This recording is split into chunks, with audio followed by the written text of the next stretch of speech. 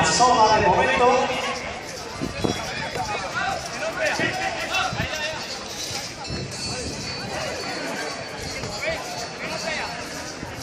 Han hecho ya acto de presencia los sogueros que están llevando la soga.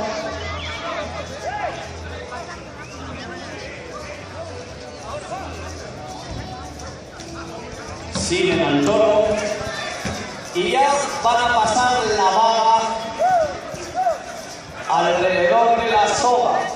La vaga en su extremo lleva un aro, como si dijéramos, hecho con la propia soga.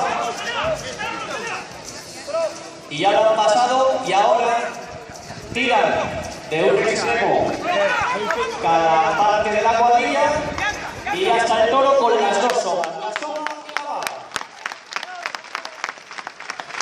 Está cerca, Está cerca, Se abre ya la puerta para salir a la calle.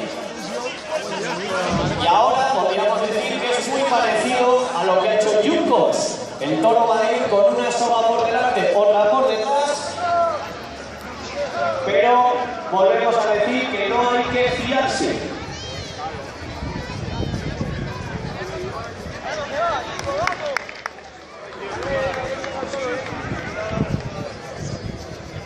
Y sobre todo, estar pendientes de las instrucciones de los sogueros.